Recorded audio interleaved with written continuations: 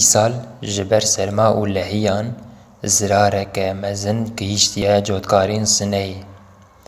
Berpirsekî parêzgeha Sineya Rojhilatê Kurdistanê ra gihand baran û lehiyên meha yekê ya buharê îsal û her wiha daketina pileyên germiya hewayê zêdetir ji 9 milyar tûmên zirar gihandiye cotkarên vê parêzgehê.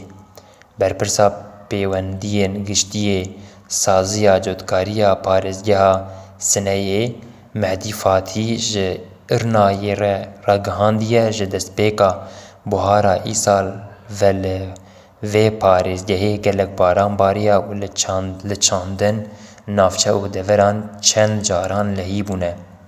Her wiha di çend rojên bihorî de jî li çend bajar û bajarokan berfbariya û pileyên hewayê daketin. Ji ber wê çendê jî zirareke mezin gihîştiye sektora çandiniya parêzgehê. Mehdî Fetî diyar kiriye cotkarên navçeya Qorweyê zirara herî zêde dîtine û tenê di meha yekê ya buharê de zêdetir ji 20 milyar tûmenan zirar gihîştiye cotkarên wê navçeyê. Bi gotina Fetî li navçeya Kamayran zêdetirî 16.6 milyar tûmen bîcar 16 milyar tûmen û sine ji 13 milyar tûmen zirar gihîştiye sektora çandiniyê.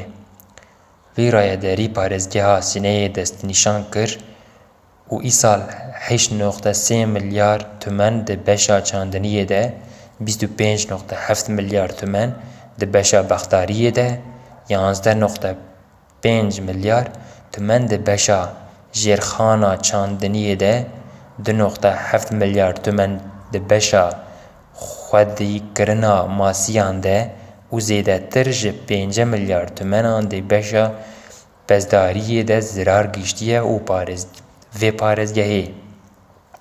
Parêzgeha Sine xwediyê 1 milyon û 110,000 hektar zewiyên çandiniye û yek ji cemserên girîngên sektora çandiniyê li Îranê ye. Sine di berhemenîna genim de li ser asta Îranê di pileya duyem de cih digire.